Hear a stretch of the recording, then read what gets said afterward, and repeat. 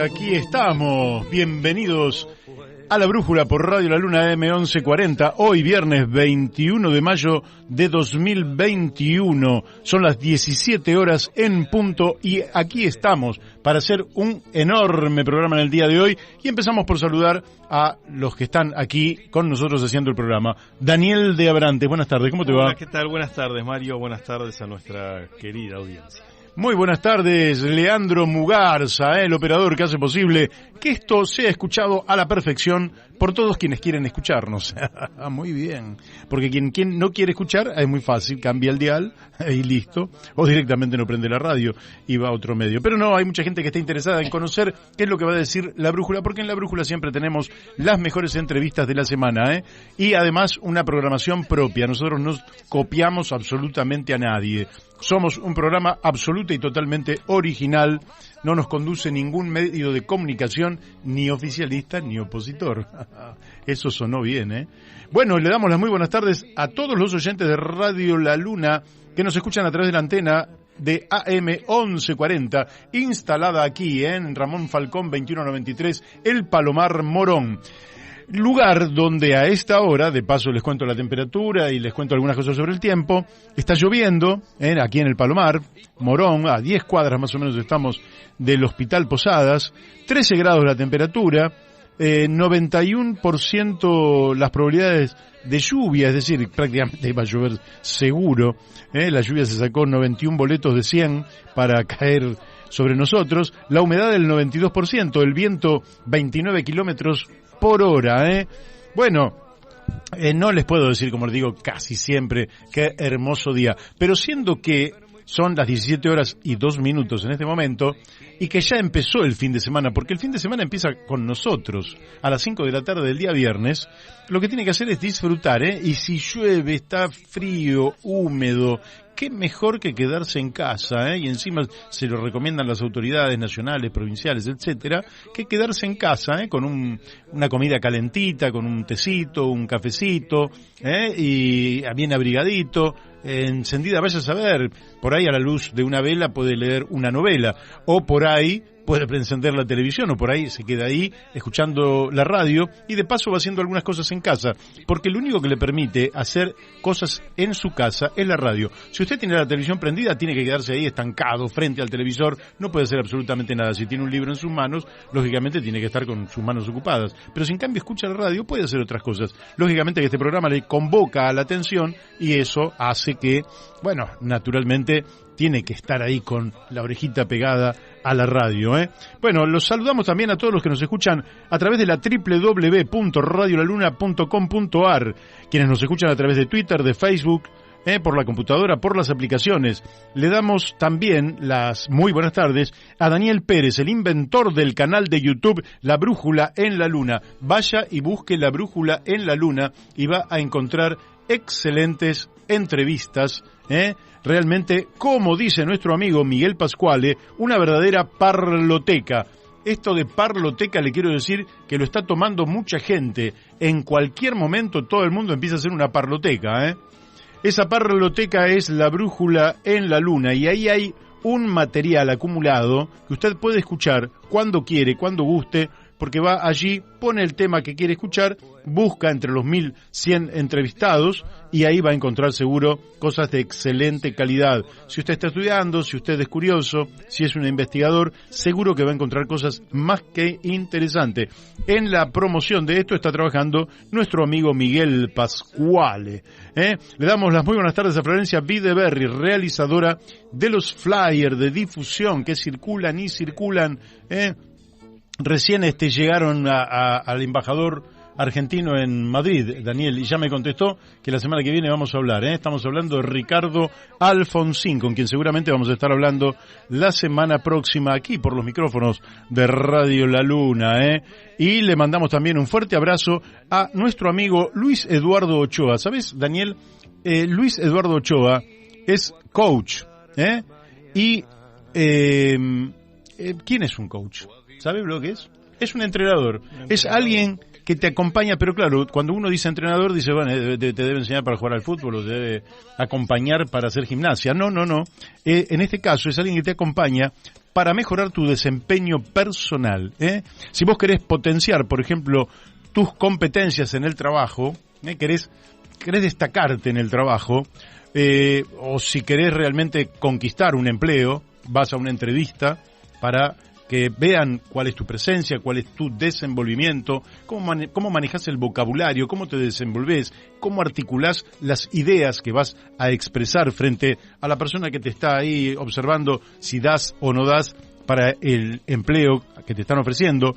Si te interesa aumentar tu atracción personal a través del desenvolvimiento gestual, el de tus manos, el de tus ojos, el de tu cara, el de tu cuerpo, pero además el de tu vocabulario, el de tus oraciones, la expresión con la cual llegás a la otra persona, a los ojos, a los oídos, pero también al corazón de la otra persona. Necesitas conversaciones de coaching. Eso lo haces con Luis Eduardo Ochoa.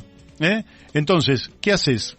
Sí, me interesa, Masitelli. Bueno, haces lo siguiente, lo llamás, le mandás un WhatsApp a Luis Eduardo Ochoa al siguiente número, 11 5009 5495. Te lo repito, 11, anota 5009 5495. O también a este otro número, 11 5009. Ah, no, me repitió 2 veces acá el amigo, el mismo número. Bueno, entonces nos quedamos con el 11 5009 5495. Y ahí lo tenés. ¿Querés dedicarte a la política? También lo podés hacer porque Luis Eduardo Ochoa también tiene conversaciones de coaching para el liderazgo político. Así que un fuerte abrazo.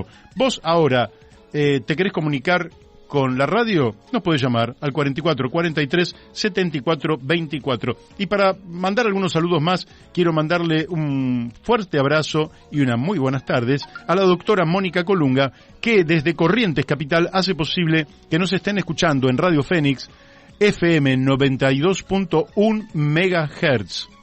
Y allí están los correntinos esperando que llegue este programa. Le mandamos un saludo también a la Cámara de Comercio, Industria y Servicios de AEDO, que siempre nos hace llegar una multitud de elementos realmente estimulantes, porque muestra que estamos en una sociedad con vida, con creatividad, con acción, con gente que quiere trabajar. Contrariamente a lo que muchos dicen que los argentinos no quieren trabajar, yo digo que la Cámara de Comercio, Industria y Servicios de AEDO es un lugar a partir del cual se promueve y se estimula a el trabajo. Miren, las sociedades que van adelante son aquellas que sienten placer por estudiar, por trabajar, por producir, por comercializar. ¿Por qué? Porque si usted queda estancado, evidentemente se lo comen los piojos. Así que hemos hecho todas las presentaciones. Les comento que este es el programa 280.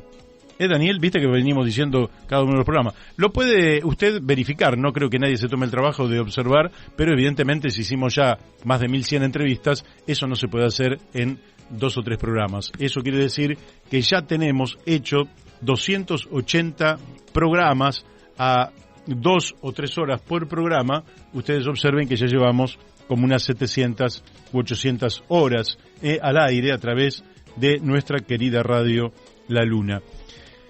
Daniel, sí. ¿Qué novedades estás observando? No, ya vamos a estar... Ah, no, pará, me olvidé de algo pero muy importante para todos nuestros oyentes. ¿Con quién vamos a estar hablando hoy? Hoy vamos a estar hablando, en primer lugar, con Humberto Ramírez Arbo. ¿Por qué? Porque ustedes lo conocen, algunos lo conocen. ¿Ya lo tenemos en el aire? Ah, bueno, miren, ya lo tenemos en el aire a Humberto Ramírez Arbo, ingeniero agrónomo, hombre que trabaja, que me mandó... fotos de lo que estaba haciendo esta semana y te puedo decir, Daniel, que trabajan y duro en el campo, trabajan y duro. No estamos hablando con alguien que está en una oficina, no estamos hablando con un burócrata, no estamos hablando con un intelectual, que lo es, de hecho, porque él es ingeniero y realmente conoce mucho de teoría. Estamos hablando con un hombre que está sobre el terreno.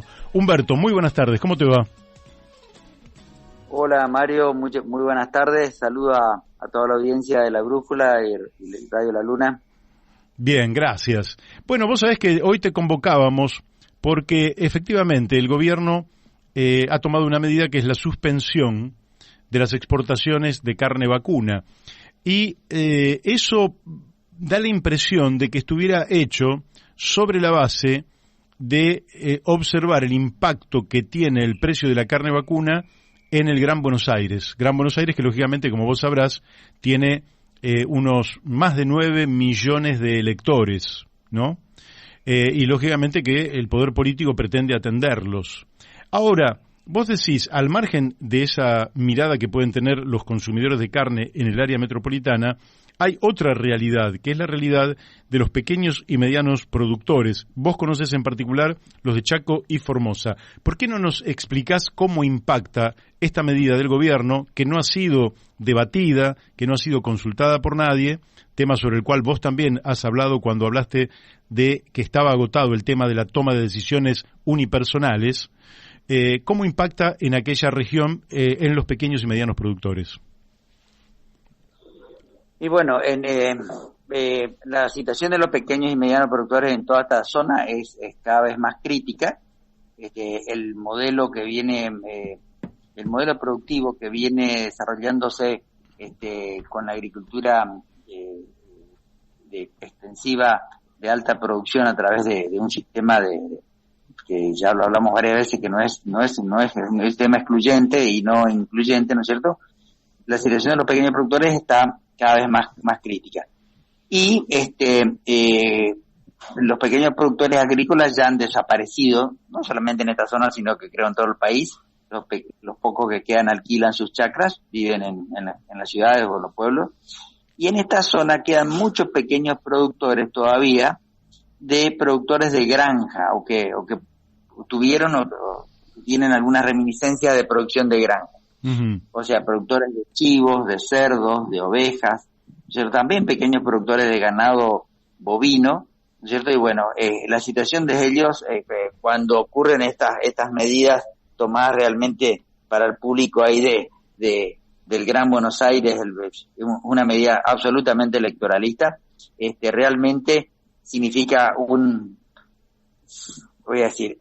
pisotón más a la cabeza del que se está ahogando por parafraseando unas pequeñas fotos que te envié el otro día, que ahora no vamos a comentar porque es un caso particular.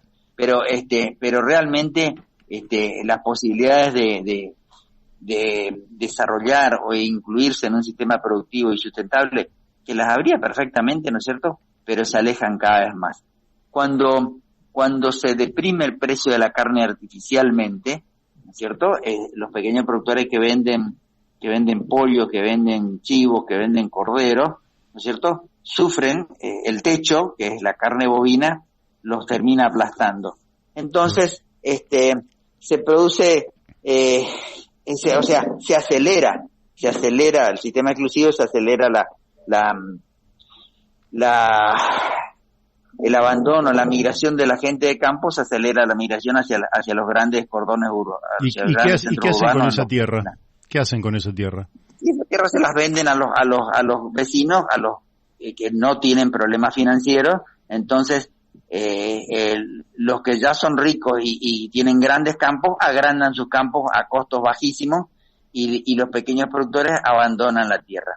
O sea, se produce la más triste de las situaciones, que es el abandono de la tierra, el abandono de la población rural, que ha sido riquísima, que todavía existe, todavía acá en Formosa, todavía en Chaco hay sectores donde la población rural todavía existe y subsiste, pero en Chaco ya está desapareciendo aceleradamente, y acá en Formosa ya ha comenzado un proceso de migración a la ciudad, y con todas estas medidas absolutamente fuera de planificación.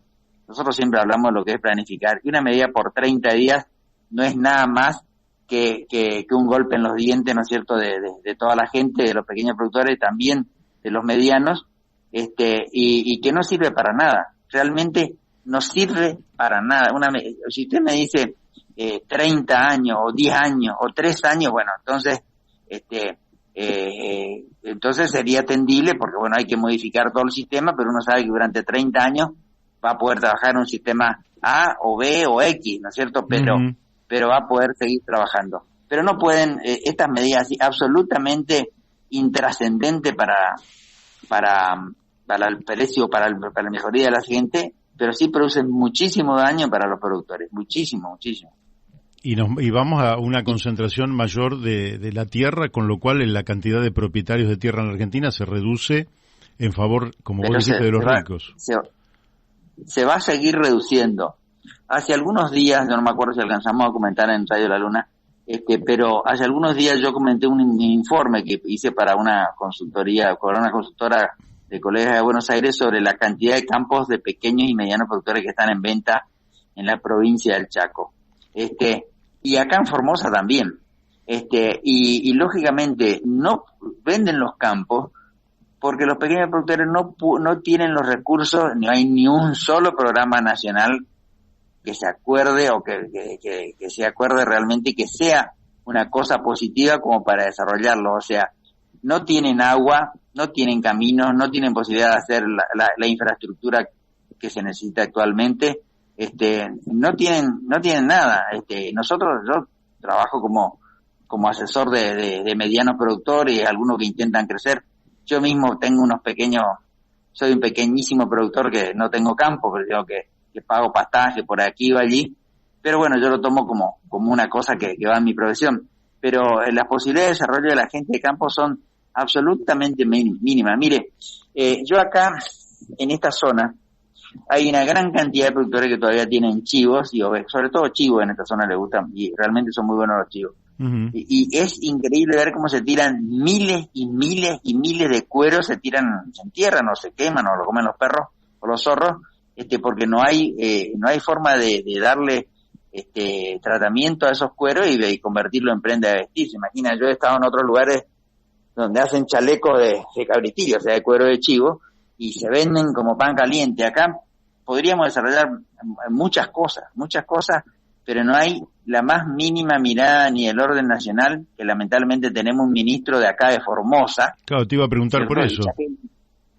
Chaqueño de Formosa, que brilla por su ausencia y por su comentario, o sea, ni siquiera se lo escucha decir, o sea, está escondido abajo de la alfombra. Ya la otra vez, cuando el tema de las granjas, de las megagranjas chinas, que por supuesto no prosperaron, porque eran un incordio, uh-huh. Nuestro ministro Basterra, y digo nuestro porque de acá de Formosa, y ya no emitió una sola palabra, una vergüenza. Ministro de Agricultura y Ganadería de una nación como Argentina, que tiene 150 millones de toneladas de grano, 60 millones de cabezas, a pesar que el presidente dijo que tenemos 3 millones de cabezas, una cosa que no se entiende en un presidente de la nación, y todavía 300.000 pequeños y medianos productores que viven en el campo. El ministro Basterra no abrió la boca, y ahora, ante una situación tan peligrosa, tampoco abre. Pero qué sé yo, hay tanto para decir y el tiempo es muy corto, pero adoptemos un sistema. Si quieren cerrar las exportaciones, bueno, volveremos hasta antes de 1850, ¿no es cierto? Argentina tenía una superabundancia de carne, porque usted recordará que la carne no se podía vender porque solamente se exportaba carne salada, uh-huh. Ya que la posibilidad muy limitante, ¿no es cierto? La gente tenía grandes latifundios que habían venido de la enfiteusis. Cuando ocurre la Revolución de Mayo, no había una noción de la propiedad privada tal cual la tenemos ahora. Antes la propiedad era del rey o de los grandes señores feudales. Cualquier vecino no podía tener grandes propiedades, ¿no es cierto? Surgió la enfiteusis. Mariano Moreno, que fue el mejor revolucionario de la historia, porque estuvo 5 meses en el gobierno, transformó la Argentina, ¿no es cierto? Entró en mayo y murió a fines de año, o sea, realmente había programado lo que era el arrendamiento hereditario y vitalicio, que se dio después en Uruguay y en otros países, pero lo importante es que acá se empezó a dar en enfiteusis la tierra, que era como un arrendamiento, no se sabía bien si era del rey o del gobierno, porque en ese momento también no se sabía si iban a terminar ahorcados al llegar a la noche, por traición al rey. Bueno, 20 años más tarde, Rosas transformó la enfiteusis en título de propiedad, y ahí se consolidaron los grandes latifundios argentinos. Los Anchorena. Y después se comenzó a vender. Los Anchorena los primeros porque eran los patrones de Rosas, claro, ¿cierto? Que agarraron 300 leguas de campo. De un solo saque, pero después se comenzó a vender la tierra. Acá había mucha gente, sobre todo ingleses, que compraban la tierra, y había estancias, creo que la más grande estaba en la estancia Britannia, o el apellido de la señora dueña era Britannia, no me acuerdo, pero tenía cerca de 250.000 cabezas y así. Pero, y en general, bueno, eran gigantescos latifundios con decenas o cientos de miles de cabezas. Mm. Pero sus dueños, paradójicamente, no disponían, vamos a decir lo que se llama hoy, de efectivo, porque no se podía vender la carne. Hacia 1850, que cuando comienza la industria frigorífica, entonces pueden comenzar a faenarse los animales, conservarse la carne y venderse. Entonces se volvieron ricos, poderosamente ricos. En 5 años eran como los petroleros árabes hoy, o los jeques árabes hoy en día. En ese momento eran los ganaderos argentinos, porque de repente pudieron vender las gigantescas existencias ganaderas que tenían. Bueno, era un modelo, o sea, hasta 1850 no se podía vender carne, y entonces el país no se carneaba, se mataba un animal para comerle la lengua o algo por el estilo, ¿no es cierto? O sea, sobraba la carne. Después vino un modelo exportador de grandes latifundios, grande concentración de capital, y años más tarde empezaron a aparecer los gringos, los inmigrantes, y bueno, se empezó a subdividir la tierra. Un proceso largo y que no vamos a detallar en proceso ahora, pero se fue desarrollando durante casi un siglo, con mucha gente, con pequeños productores, pequeños emprendedores y pequeños propietarios que vivían acá en el norte del país, gente de ascendencia salteña, que trataron y vivieron muchos años con sus pequeñas explotaciones. Entonces, a partir de hace unos años, y aunque les guste o no les guste a los amigos que están en el poder, a los amigos kirchneristas, que yo tengo muchos amigos, ¿no es cierto?, y suelo hablar con ellos de estos temas. Sí, sí. En el 2006, cuando prohibieron las exportaciones de carne y le pusieron un yunque en la cabeza a las exportaciones de carne, la actividad de granja comenzó a desaparecer y los pequeños productores desaparecieron, porque lógicamente si la carne vale 5 pesos, el que vendía zapallo a 4 pesos lo va a tener que vender a 1 o a 50 centavos. O sea, la carne tiene 40% de proteína, la carne es roja, y nadie va a comprar un zapallo al mismo precio que la carne. Entonces desaparecieron ya en esos años muchos productores hortícolas y por supuesto productores de granja. Ahora, si esto no se organiza y no se planifica, no se habla con seriedad acá nadie es más argentino que otro, entonces todos tenemos que estar en la mesa de conversación. Como usted dice, no se puede tomar una medida inconsulta de esta forma. Es una cosa que solamente ocurre, da tragedia, ¿no es cierto? Va a dar quebranto. Y me voy a permitir, hace unos días compartíamos un informe sobre la latifundia argentina, y la única provincia que no tiene pequeños productores, que no tiene medianos productores, que son todos latifundios, es Santa Cruz. Entonces esta gente no tiene mucho para mostrar en desarrollo agropecuario, ¿no es cierto? No tiene mucho para mostrar en desarrollo agropecuario, para que nosotros pensamos que tiene que ser una distribución de la tierra, del producto, de la ganancia, y que tengamos más posibilidades todos los pequeños productores, desde La Quiaca a Ushuaia. Claro. Santa Cruz solamente tiene latifundio. Entonces, ellos no pueden mostrar una política de desarrollo agropecuario, no pueden mostrar ninguna política de desarrollo, no digo una política sólida, no pueden mostrar ninguna, solamente son un ejemplo de concentración de capital. Pero a ellos no les interesa esa concentración, porque entonces le cobran a unos pocos y después hacen tarea social con ese dinero. ¿No es un modelo, en definitiva, lo que ellos están impulsando? Puede ser, pero entonces que no digan que están a favor de las clases populares o de los pequeños artesanos y productores y comerciantes y pequeños industriales de todo el país, ¿no es cierto? Que somos lo que nosotros, yo por lo menos, y mucha gente, y usted piensa que todavía vale la pena apoyar a los pequeños artesanos y a los pequeños comerciantes, a los pequeños productores, o sea, porque es de la forma que se distribuye la riqueza de un país y toda la gente vive satisfecha. Claro. El otro modelo, bueno, arrendemos el país a no sé quién, a Exxon o a las grandes estancias como había antes en África, ¿no es cierto? Y cobremos la renta a y vivamos todos recluidos en los palomares del Gran Buenos Aires. Y bueno, yo creo que ese modelo de país no es al que aspiramos no, claramente. una gran cantidad. Yo creo una que gran no. cantidad de argentinos. No, y los que vivimos acá Hola. en el Gran Buenos Aires menos, porque yo creo que efectivamente hay que hay que hacer el proceso contrario.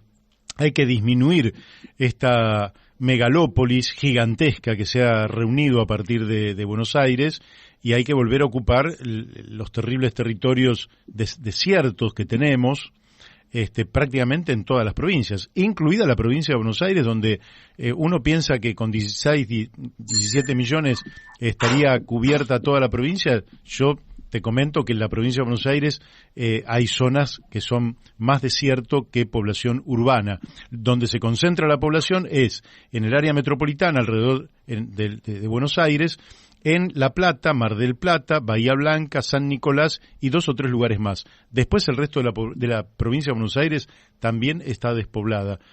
De manera tal que, sintetizando, porque nos quedamos sin tiempo, vos creés que esto es una medida desatinada. ¿Y qué ocurrirá el día 31? Es decir, cuando se levante la veda para la exportación de carne. Sí, no pude leer bien porque el decreto de veda salió recién ayer, creo, y no lo pude leer sinceramente porque estamos bastante complicados acá. Solamente escuché y me dijo un productor que al final la exportación a la Unión Europea y a toda Europa no se incluyó en el decreto de veda. Entonces, más para abundar de que es una medida absolutamente sin planificación, sin pensar ni nada, ¿no es cierto? Porque realmente yo dijo, los novillos que se exportan para Unión Europea por la cuota Hilton, que es Hilton porque un chef del Hotel Hilton alguna vez dijo que el bife tenía que tapar el plato, entonces el plato de los restaurantes Hilton. Entonces el bife, que es imposible de comer, o sea, porque pesa 600 o 700 gramos, tiene que tapar el plato. Entonces haces novillos gigantescos. Nosotros estamos tratando y lo hacemos y creemos que son iguales o mejores que los de Buenos Aires, porque los de Buenos Aires son de mejor calidad, pero los nuestros de acá en Formosa decimos que tienen mejor sabor porque comen pasto y monte, entonces, pero bueno, esa parte. Pero de todas maneras, a lo que iba es que el tipo de animal pesado que se exporta no tiene nada que ver con el consumo interno. Es como comparar camiones con autos. O sea, y frenando la exportación de camiones no va a bajar el precio de los autos. Eso es así, porque son dos cosas distintas. Bien. Aparentemente ahora se suscribe a las exportaciones que se realizan a China, que China lleva vacas, lo que se llama vacas invernadas o vacas gordas, que se han engordado, o también lleva vacas invernadas porque llevan para China tiene todos los mercados a vivir por haber, en 1.400 millones de habitantes hay para todos los precios. Pero tampoco es la mercadería que predomina en Argentina. O sea, acá se come desde que fracasamos con la lucha de Astosa en la época de la Rúa, entonces se come a animales medianos, ¿no es cierto? Ya sea de novillos o de vaquillonas, novillos medianos, que es lo que está acostumbrado al consumidor argentino. Un novillo de exportación en la Unión Europea nadie lo va a comprar porque parecería, no es un buey, pero parecería esos antiguos bueyes o esos antiguos novillos de hace 60 años atrás que pesaban de 15, 14 años, que pesaban 700 kilos. Claro. Entonces, al ojo del consumidor, nadie come novillo de exportación, nadie compra novillo de exportación, ni usted ni yo. Claro.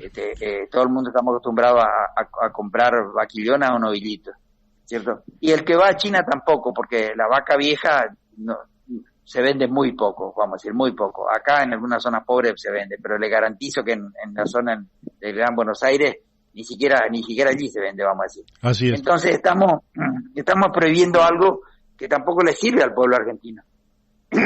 No estamos mejorando las condiciones. Es simplemente una medida de presión, o como usted dijo, es una medida electoralista para la gente ahí del Gran Buenos Aires. Entonces, el proyecto político, el proyecto electoral, la compra de votos, o adular al pueblo con este tipo de medidas, para gente que a lo mejor sinceramente cree que se va a lograr alguna solución, es realmente deplorable. El gobierno es el único autorizado para falsificar plata, es el gobierno de la nación, ¿cierto?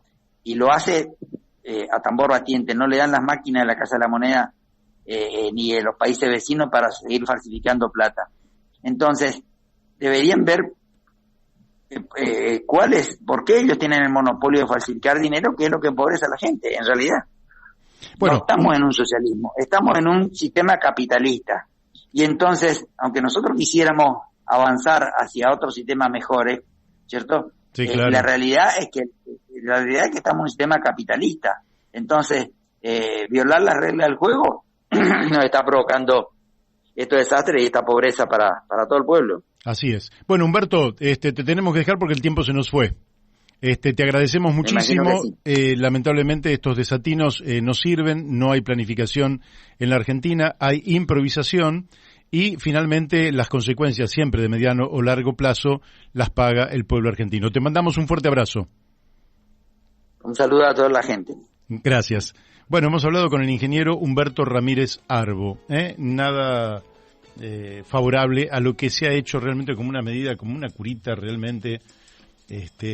No se entiende muy bien cómo puede ser que se suspendan las exportaciones de carne por 30 días sin que se lo hubiera anunciado, sin que se lo hubiera discutido, sin que se lo hubiera consultado a nadie. Son procesos alteraces de cadenas de comercialización que después son difíciles de... Claro, si vos querés cambiar la regla de juego, sentate con todo el mundo y decís, bueno, ahora las reglas de juego van a ser otras. Claro. Y bueno, ya todo el mundo se adapta. Lo que no se puede hacer es cambiar la regla de juego en medio del partido. Esto lo sabemos todos los que, y esto lo van a entender todos.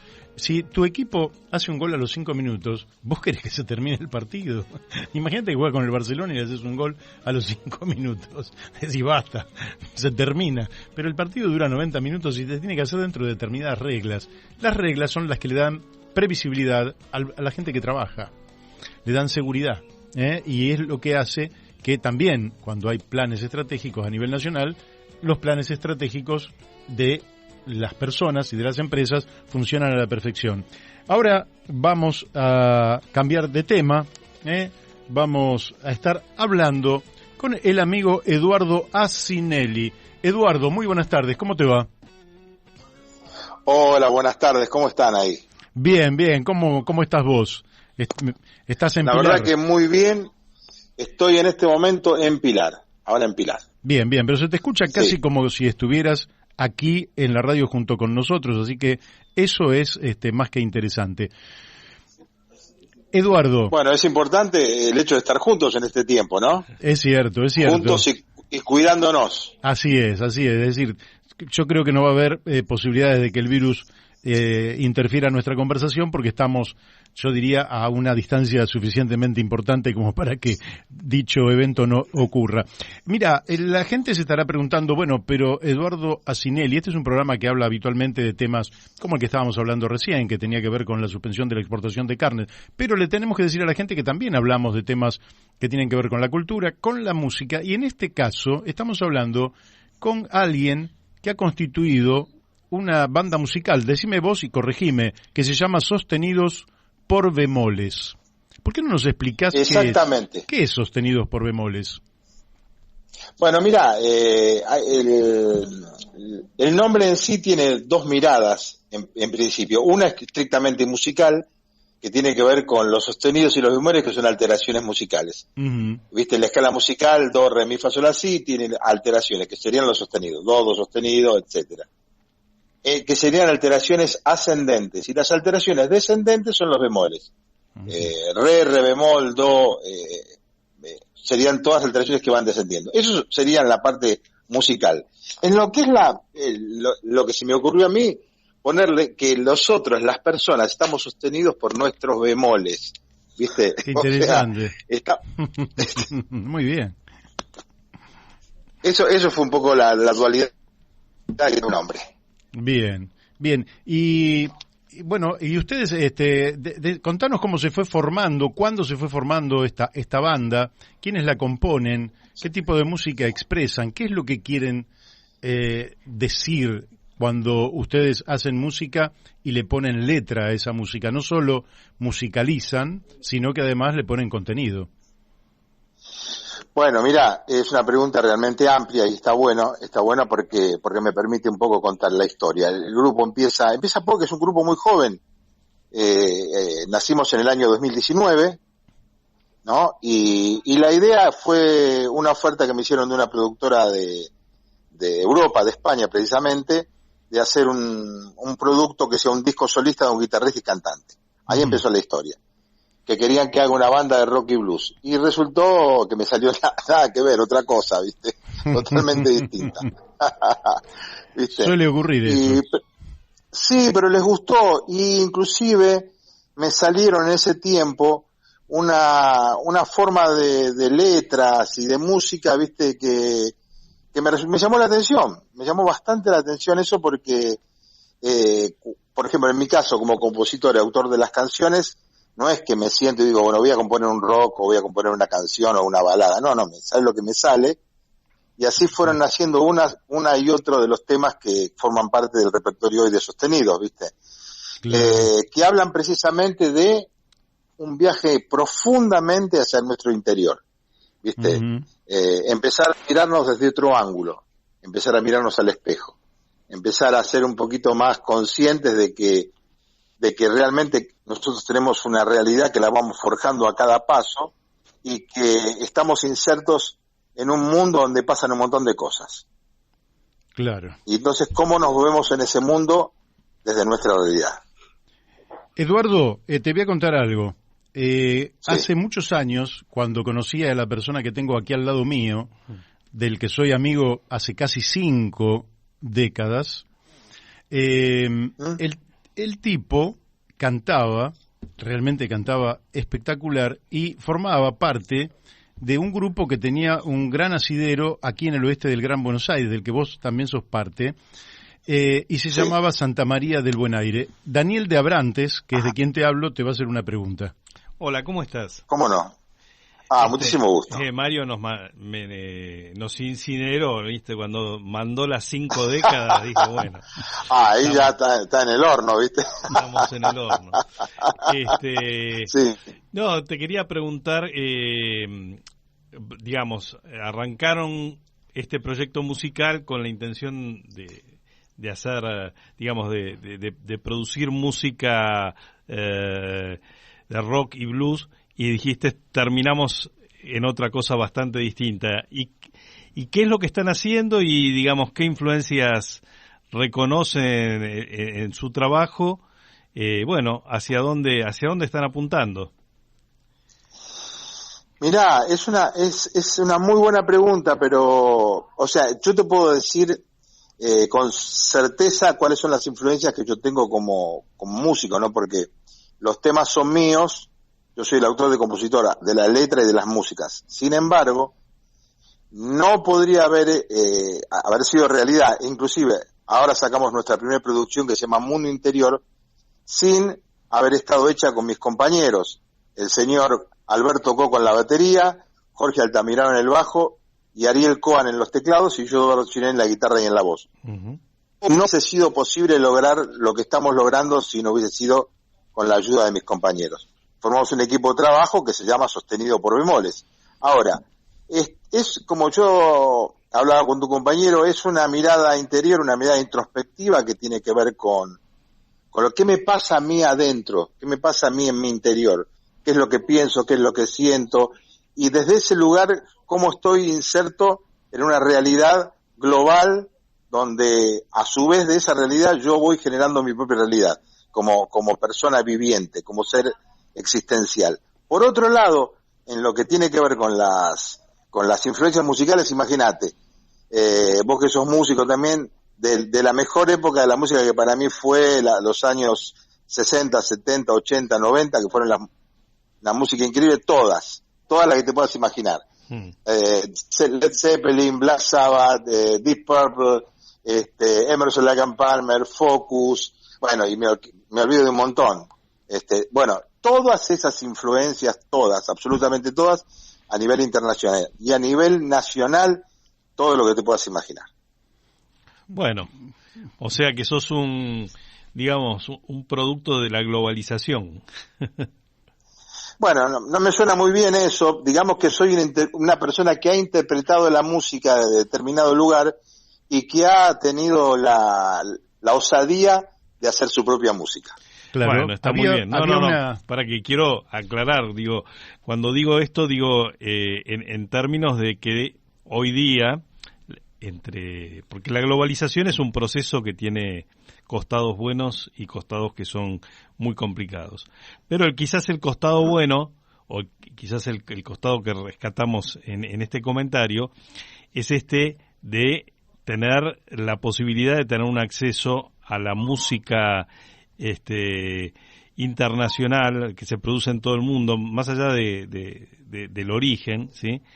Cosa que cuando yo arranqué con la música en los años 70 era bastante difícil. Esperábamos los long plays que venían desde el exterior, que llegaban en cuentagotas y la verdad que nos perdíamos de una enorme parte de la producción musical que se daba en otros lugares y costaba bastante estar más o menos actualizado. Por supuesto que en la actualidad esto ha cambiado totalmente. Algunas cosas, el otro día estaba hablando con mi compañera y decíamos cómo extrañamos los discos y el ritual de escuchar música de un disco o inclusive de un CD, en el sentido de que uno tenía su discoteca, agarraba ese disco que ya lo había escuchado decenas de veces, lo ponía. Hoy la forma de escuchar música ha cambiado drásticamente y en parte ese ritual se ha perdido y es una pérdida para la música, pero se han ganado otras cosas. Esto de poder acceder a música de todo el mundo y acceder a infinidad de experiencias, ¿no? Pero nada más que eso respecto a qué me refería yo con esto de lo global.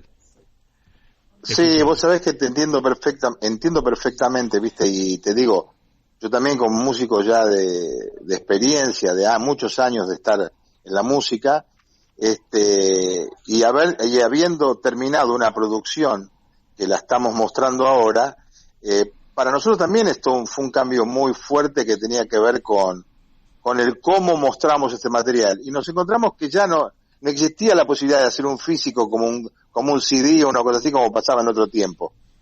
Es decir, o hacer como decía vos, un long play. No. Ahora teníamos que estar directamente ir a las plataformas digitales. Claro. Que, como muy bien decís vos, llegan a todo el mundo. Antes no había esa posibilidad. Antes no teníamos la posibilidad de tener los medios, inclusive los músicos, como para los libros, los instrumentos que hay hoy, la electrónica, todo lo que hace que nosotros nos cultivemos de un elemento que en aquel momento no existía, y hacíamos magia con lo que teníamos, ¿viste? Un palo de escoba con cuerda, teníamos que sacarle sonido a eso, ¿viste? Y queríamos sonar como los grandes, pero bueno, hoy tenemos la posibilidad de tener técnicamente lo más avanzado que hay para poder tocar y para poder hacer música, ¿viste? Y eso está buenísimo, y adaptarnos a eso también fue un paso muy importante. Eduardo, digamos que Eduardo más o menos anda por nuestra edad, no quiero decir tu edad porque quizás no la quieras decir vos, pero está más o menos en la misma edad que nosotros. Ya te mandó al horno también. ¿Qué edad tienen? A ver, vamos a hacer al aire, ¿viste? Hace 5 décadas que somos amigos. Sol, a ver. 64 años. Vos me dijiste hace 5 décadas. ¿64 tienen? Sí. ¿Los dos tienen 64? Sí. Bueno, más respeto, chicos, yo tengo 65. Estás ahí. Pero bueno, ya el tiempo nos iguala. Cuando nosotros teníamos 1 año, vos tenías 2 años. Ahí eras mucho mayor. Claro, ¿viste? Ya era un hombre, ¿viste? Claro. Con pañales puestos y todo. Claro, ahora no, ahora ya estamos igualados. Ahora, había una consigna que se había sostenido después hablando de globalización, aquel famoso mundo unipolar, que era lo más triste que podía uno imaginarse, ¿no? Un mundo de pensamiento único, donde prácticamente es como si tuvieras toda la música pasara por una sola cuerda y de allí tendrían que salir absolutamente todos los sonidos. Bueno, felizmente en un momento en el Foro Social de San Pablo, primero de Porto Alegre, se dijo un mundo, todos los mundos, es decir, que había un mundo que es el planeta, pero en ese mundo hay un montón de mundos. Y vos, como músico, sos expresión, lógicamente, de lo global, porque te nutrís, efectivamente, de todo lo que vos señalás, pero también sos un mundo en vos mismo, es decir, expresás tus particularidades. Vos decís, tenemos una mirada introspectiva, cosa que es interesantísima, pero ¿qué otra característica tienen ustedes que es una particularidad propia de este conjunto? Bueno, te agradezco la pregunta. Cuando hablo me refiero de mundos, hasta podría ir un poquito más allá, ¿no? Una palabra, universos, ¿viste? Uh-huh. Digo, cada persona en sí mismo es un universo total. Así es decir, ¿por qué? Porque tenemos tan diferentes puntos de vista en un montón de cuestiones. Venimos de lugares distintos, con aprendizajes distintos, con creencias distintas, y después tenemos que empezar a ponernos de acuerdo en un montón de cuestiones, y eso es absolutamente mágico. Ahora, cada persona es un mundo y dentro de ese mundo hay un mundo interpretativo que juega y se le juega a cada instante cuando toma decisiones. Nosotros nos dimos cuenta, por lo menos en el caso personal, me di cuenta de que habitar esos mundos estaba bueno saliendo un poco del contexto ese que me marcaba que la otra persona va a pensar y va a sentir lo mismo que yo.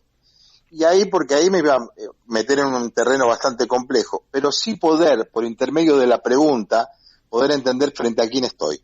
Uh-huh. Y qué le pasa a esa persona. Sostenido por bemoles tiene que ver con eso, tiene que ver con una mirada, como te dije antes, introspectiva, amorosa, y también una cuestión desafiante hacia lo más profundo de cada uno. Y como tiene algunas canciones que se llama Toma Riesgos, y que Toma Riesgos tiene que ver con trascender nuestros límites, o sea, trascender nuestras creencias. Yo creo que puedo esto, y de repente cuando en la experiencia yo me di cuenta que puedo más, me di cuenta que ese límite lo puse yo. Desde ese lugar hasta donde quieras mirarlo, habla esa canción. Otra, por ejemplo, dice, ¿sabes? Sí. ¿Querés que escuchemos un poquito de Toma Riesgos? No sé si Leandro... Por favor. No la puede bajar él. A ver. Bueno, sería interesante porque así, de paso, la gente también va familiarizándose con tu música. Con toda seguridad, claro. Resulta muy interesante que nazcan en la Argentina nuevas expresiones musicales, porque daba la impresión de que hubo un decaimiento en la creatividad, y me parece que esto es una muy buena noticia para la Argentina.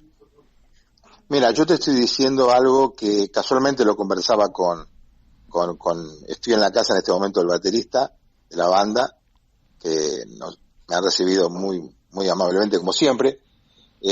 Entonces, estábamos diciendo de que tuvimos la fortuna de ser escuchados por mucha gente de Latinoamérica, inclusive medios que nos han hecho notas de Latinoamérica, de España, inclusive de Francia también, y nos dicen que no conocen una banda que haga lo que estamos haciendo nosotros.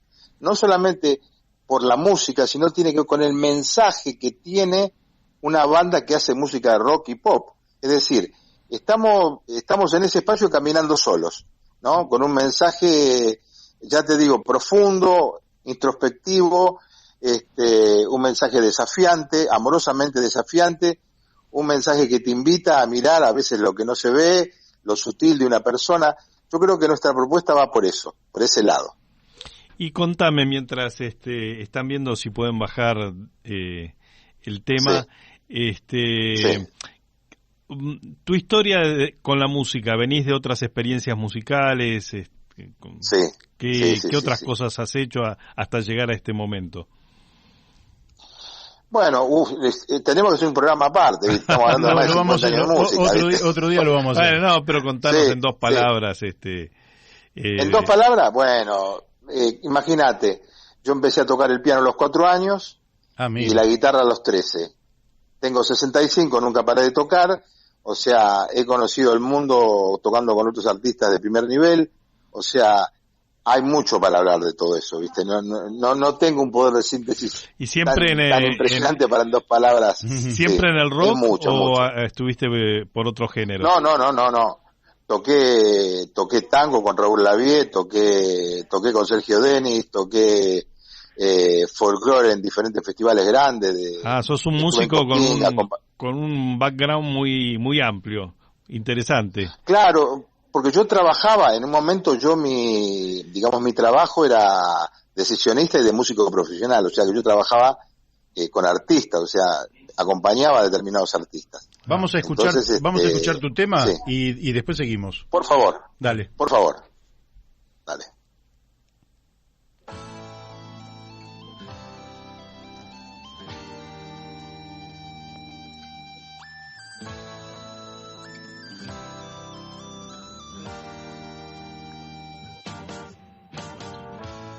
Cuando miro mi interior, me veo, te veo, sombras que eligen amar, de nuevo, no estoy solo, estoy conmigo,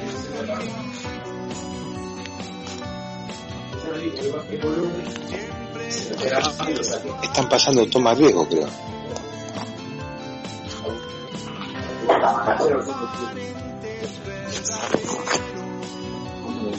Ese es el link. Puta madre. ¿Dónde está? Eduardo Chile.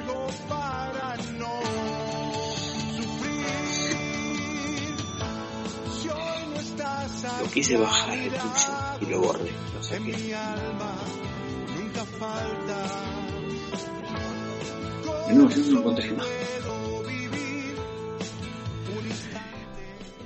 Mientras estamos escuchando tu magnífico tema, estamos ahí, te decía, tenemos un temita técnico, que es que como nos estamos comunicando por teléfono y el tema lo tenemos en el WhatsApp, no podemos, digamos, pasar el tema sin cortar la comunicación. Entonces, no hay problema. Después no nos comprometemos a pasarlo completo cuando terminemos la nota. Así que no hay problema.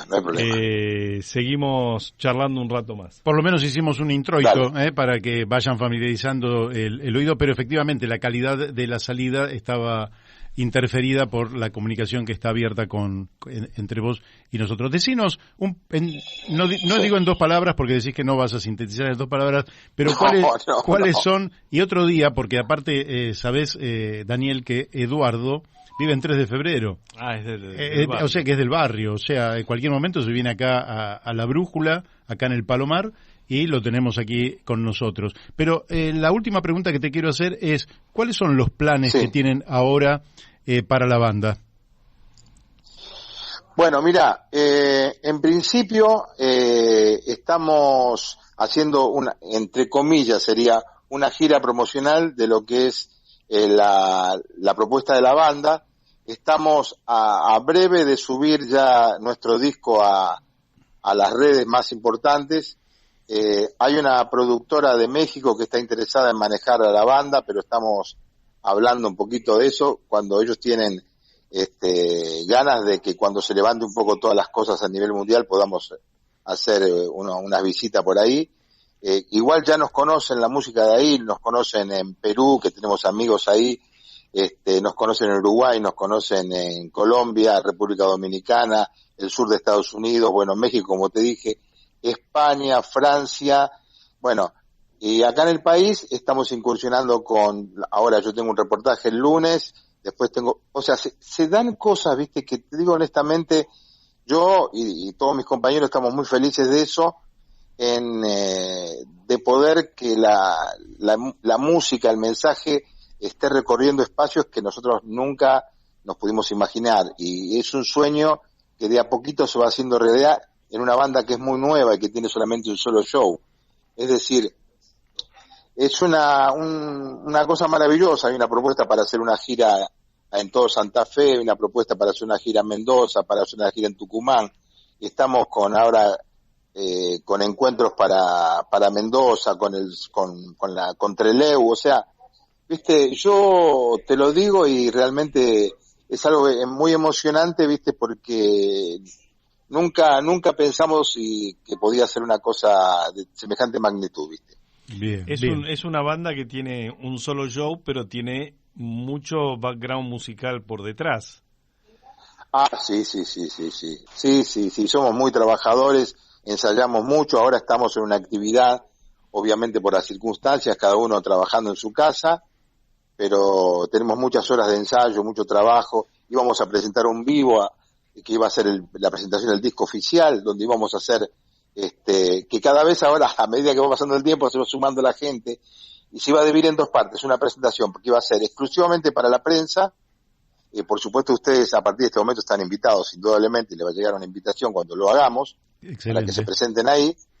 Sí, y una presentación después iba a ser el mismo día para el público. Y la verdad que, bueno, cuando pasó todo esto tuvimos que dejar eso y empezar a hacer esta maravillosa gira que hacemos de promoción de nuestro primer disco, Mundo Interior, y la verdad que está bien, está muy bien eso. Bueno, Eduardo, hasta aquí hemos llegado porque nosotros vamos a la tanda de la radio que no la podemos evitar. Sabés que el tiempo... Muy bien. Lo dicen siempre, perfectamente. Es tirano.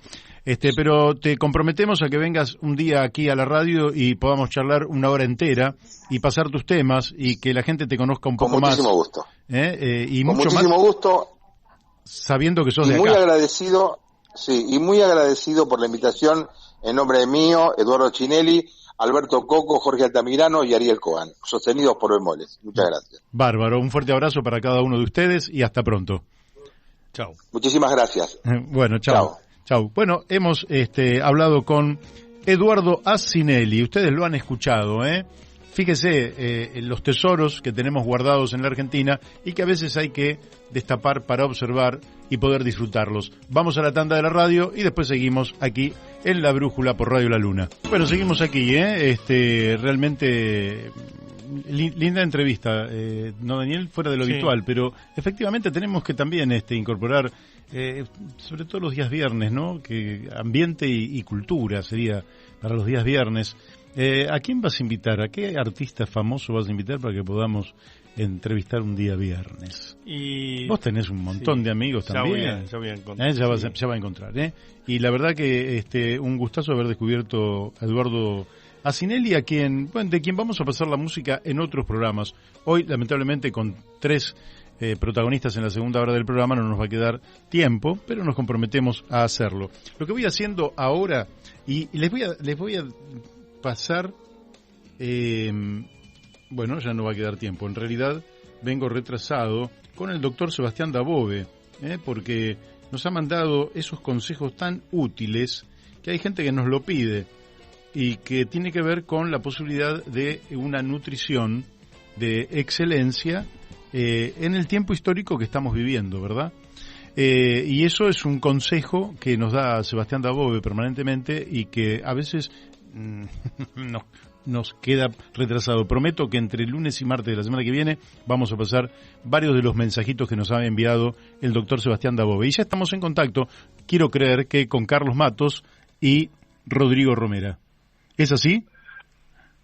Hola Mario, buenas tardes, ¿cómo estás? Bien, Carlos, ¿cómo te va? Hola Mario, ¿cómo estás? Hola Rodrigo, bien. ¿Cómo están ustedes? Acá, bien, acá para conversar de la importancia de la participación de las personas con discapacidad en la política y nos abocamos al comienzo del tema que vos planteaste la semana pasada, que es la presidencia de Roosevelt en Estados Unidos. Así es, creo que es una de las, junto con la de Abraham Lincoln o la de Washington y alguna más, es la más trascendente en la historia de los Estados Unidos. Sí, la más trascendente en la historia de los Estados Unidos, de una plena vigencia cuando uno analiza la trayectoria de Roosevelt. Hicimos mención al New Deal, un poquito al crack del 29 la semana pasada, pero lo importante, y sobre esto nos va a hablar Rodrigo, lo importante de Roosevelt es que de qué manera él, a partir de los 39 años, con su crisis en ese ataque de polio que tuvo, también repiensa una serie de cuestiones desde el plano político y lo que se va a reflejar después más adelante, ¿verdad? Así es. Bueno, ¿qué nos puedes decir, Rodrigo? Bueno, en realidad Roosevelt era una persona muy activa previa a su enfermedad, a su discapacidad, producto de la poliomielitis. Él nació en 1882, murió en 1945, ejerciendo en 1945 su mandato. Fue presidente durante 3 periodos y un poco más. Fue elegido por 4 mandatos, claro. Caso que no se repitió en Estados Unidos nunca más. Él fue senador, fue gobernador del estado de Nueva York, y después fue también subsecretario de Marina del presidente Woodrow Wilson durante la Primera Guerra Mundial. Bien, tuvo una actividad política y funcionaria de muchos años, y como dice Carlos, a partir de el año 21 que él tiene la enfermedad, al contrario de la poliomielitis, se separa, hasta crea un centro de rehabilitación para personas con este tipo de problemas, y vuelve en el 28 como gobernador del estado de Nueva York, y a partir del 33 empieza como presidente hasta el 45. Claro. ¿Qué hace? Cosas importantísimas que hace. Establece el New Deal, que consistió en grandes rasgos en estimular el gasto público mediante la inversión en infraestructura. Hizo todo tipo de obras públicas, y modernizó significativamente al país. Otra cosa que hizo muy muy importante es establecer la ley Wagner, que permitió a los sindicatos tomar un poder significativo. Estableció el tema de la política de gobierno de vecindad, casualmente también estratégicamente para poder contrarrestar el problema de la Segunda Guerra y el miedo de que si caía Inglaterra, Alemania iba con y parte de Japón y parte de Europa iban a gobernar de alguna manera el mundo, ¿no? Uh-huh. Entonces generó varias cuestiones, como por ejemplo una oficina del coordinador de asuntos interamericanos. Por ahí son varias cuestiones que tenían que ver con lo mediático, que en realidad fue el primer presidente que apareció hacia el discurso. Se llamaba algo así como charla frente al hogar, donde hablaba por televisión, daba mensajes a los estadounidenses, y también generaba a través de Walt Disney y demás. Esto es una nimiedad, ¿no? Pero muchas caricaturas y cosas que tenían que ver con lo latino.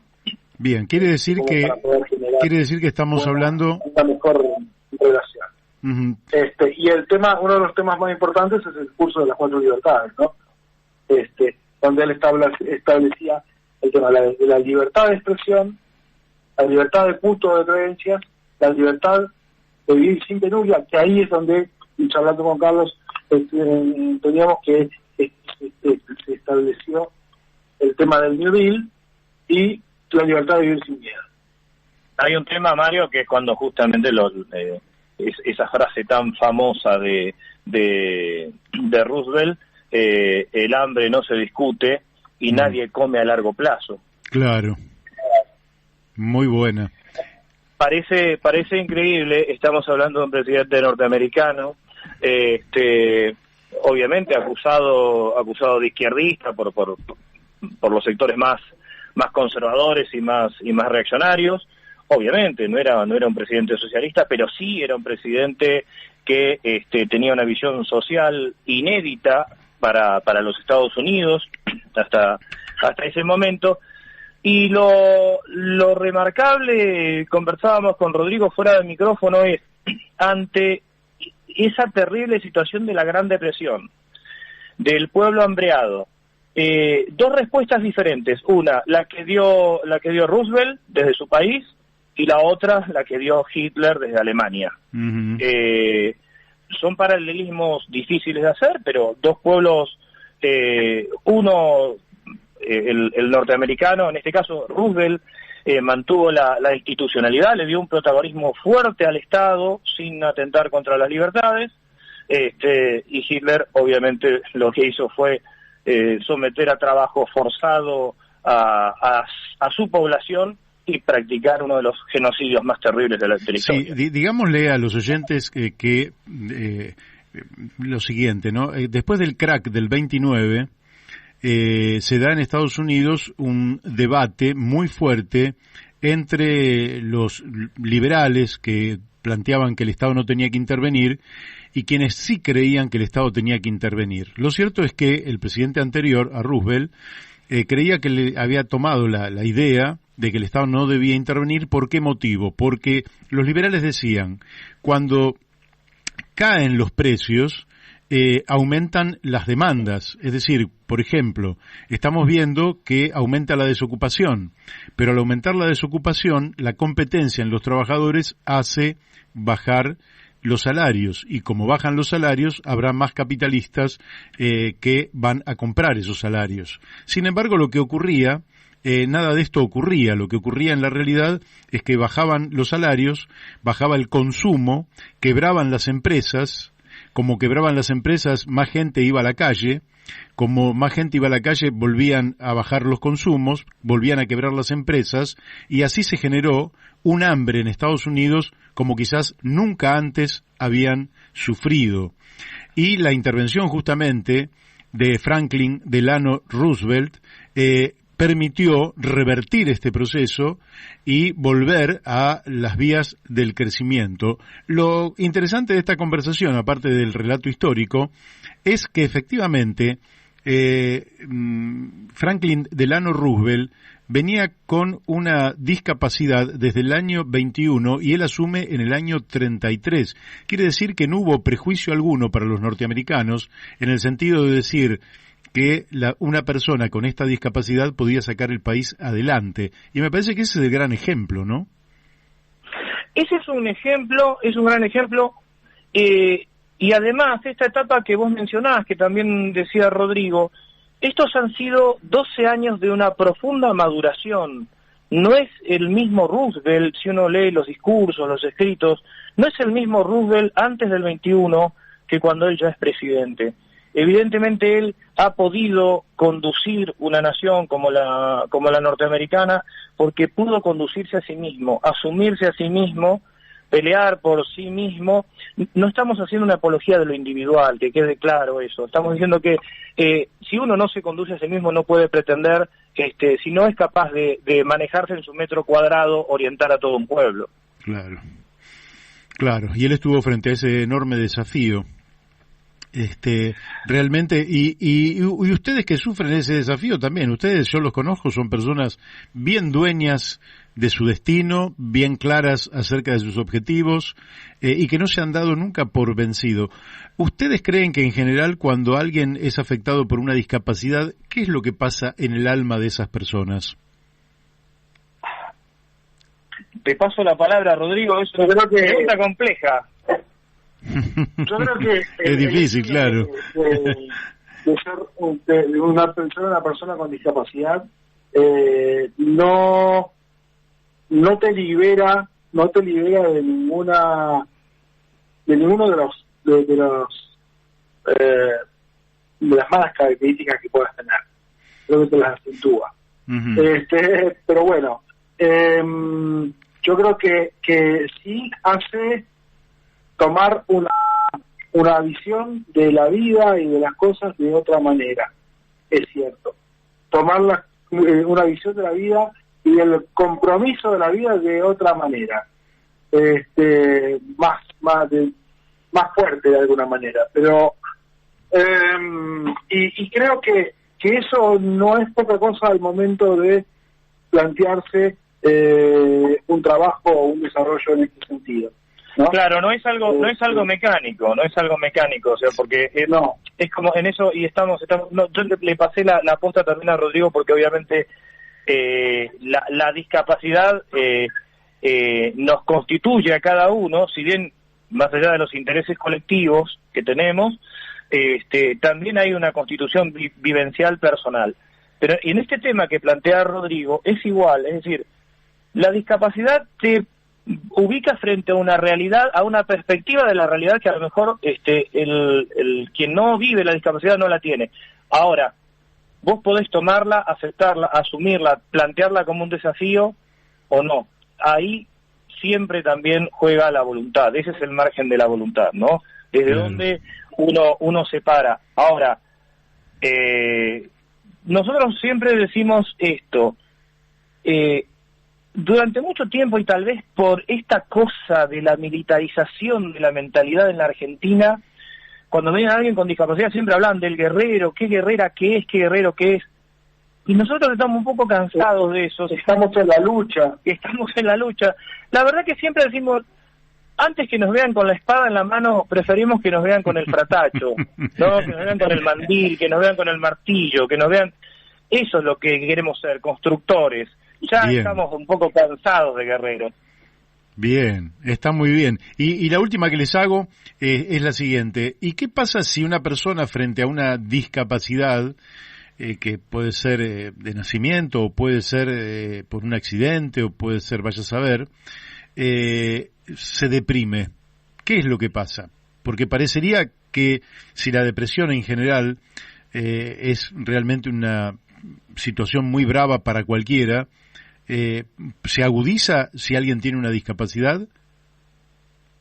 Es difícil dar una respuesta general, pero es como... Sí, es complicado. Yo creo que el primer filtro ante una discapacidad que adviene, ¿no? Que aparece, o que por un accidente, por lo que sea, el primer filtro es, lógicamente, golpea anímicamente muy fuerte, y puede venir una suerte de depresión. En mi caso nunca fue el caso ese, ¿no? Pero sí, uno no lo quiere y demás. Pero el tema es, a partir de eso, ¿qué haces? Uno tiene el derecho al pataleo, al enojo, al grito, al llanto, a lo que sea. Muchachos, les propongo... Daniel de Abrantes les habla, ¿cómo les va? Hola Daniel, ¿cómo estás? Daniel. Les propongo para la próxima vez que estén en línea un tema que tiene que ver con esto que estamos hablando ahora y que me parece que puede ser interesante. Me parece que hay como dos procesos, ¿no? En el niño que nace con una discapacidad, ese proceso de descubrir que hay una diferencia entre él y la gente que los rodea más cercano, ¿no? ¿Qué pasa con ese descubrimiento, con ese proceso de descubrimiento? ¿Qué tema, Daniel? ¿Qué tema? Y la otra es esto que estamos hablando ahora, y contraponerlos uno con otro, ¿no?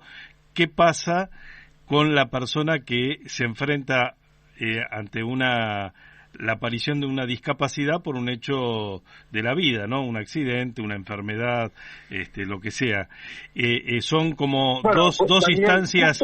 pero no lo contestan hoy, ¿eh? Lo que no tiene que ver con las características, de alguna manera, casi, de Carlos, y las mías. Bueno, pero sí, no lo contestan hoy porque el tiempo se me fue y el fiscal general de Tucumán, el fiscal general de Tucumán, Gustavo Gómez, me pidió por favor que fuéramos puntuales a la hora de llamarlo, y ya el tiempo se nos fue un pelito. Así que hoy les agradezco muchísimo la participación y se fueron con tarea para el hogar para el viernes que viene. Pero con muchísimo gusto, Mario, Daniel, nos comunicamos entonces el viernes próximo. Dale, bueno, fuerte abrazo. Un abrazo. Muchas gracias. Hemos hablado con Carlos Matos y Rodrigo Romera, ambos de Mar del Plata, y que realmente nos enseñan cosas de la vida, que en general son soslayadas. Pero ¿no? ¿Cuánto aprendemos? ¿Cuánto aprendemos? Amigo, ¿cuánto aprendemos? Bueno, ahora vamos a estar hablando con el fiscal general de Tucumán, Gustavo Gómez, porque vamos a estar mirando otra cara también de la justicia, que me parece que es muy muy importante, porque siempre estamos denostando todo y no es cierto. Ya estamos en contacto con el fiscal general de Tucumán, Antonio Gustavo Gómez. ¿Qué tal, Gustavo? ¿Cómo te va? ¿Qué tal, Mario? ¿Cómo están? Buenas tardes. Bien. Aquí en una tarde gris, podría decir el tango, pero la estamos pasando muy bien. Bueno, acá estamos por el estilo. Tucumán se está preparando para el gran encierro y vos sabés que los fiscales federales tenemos más trabajo del debido cuando se producen estos encierros, ¿no? Por la infracción al artículo 205 del Código Penal, el artículo 202, y son todas las normas vinculadas a la salud pública. Claro. Así que bueno, también podemos hablar un poquito de eso, pero a mí lo que me gustaría, vos en general me enviás fallos de la justicia que realmente a uno lo reconcilian con la justicia, y como en general lo que uno ve es una catarata de críticas, y la verdad es que cuando hay gente que trabaja bien, que estudia, que falla con corrección y que nos estimulan desde el punto de vista moral, espiritual, me parece que también es importante resaltarlo para saber que efectivamente, mientras que hay sectores de la justicia que pueden ser reprochables, también hay otros sectores que están haciendo las cosas muy bien. Y eso me gustaría realmente resaltarlo. Vos me mandaste investigaciones, tareas que llevan años muchas veces, pero que llegan a buen puerto. ¿Por qué en los pocos minutos que tenemos no me resaltás la que vos creas más interesante de estas investigaciones que han llegado a buen puerto? Mira, primero decirte de que el problema nuestro seguramente es que no tenemos un buen equipo de prensa. Uh-huh. Entonces esos fallos no tienen, no tenemos manera de llegar, excepto algunos amigos como vos, o como que podemos contar en otros medios, que los grandes medios nacionales poco y nada les interesa, ¿verdad? Puntualmente, por ejemplo, vos sabés que el PAMI es una de las grandes cajas que tiene el Estado argentino, digo, de las grandes millones de pesos que tiene el Estado argentino, porque administra la caja de prestaciones sanitarias más importantes del país. Sí. Eso la hace un blanco directo de estafas. Uh-huh. Y de la búsqueda de sacarle dinero de como sea por cuestiones que tienen que ver a veces con el nepotismo, por el acomodo político, pero también por el delito previsto por el artículo 174, inciso quinto. También tenemos casos de ANSES, que es otra de las grandes cajas que tiene el país.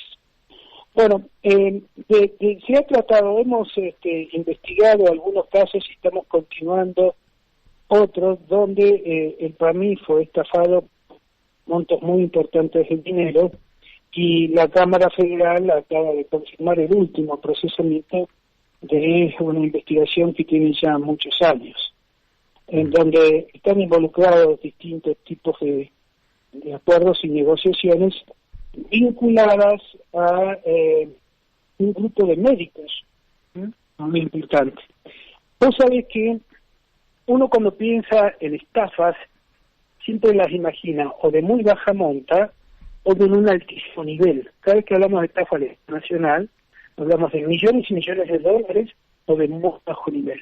Pero resulta que también hay casos como estos que no trascienden, en donde un grupo de médicos constituyen una sociedad y como cada médico de cabecera tiene la posibilidad de recetar 5 remedios a cada jubilado por mes, y algunos de sus pacientes no necesitan ninguno, entonces, entre comillas, venden esas recetas con los medicamentos que esa sociedad le reclamaba.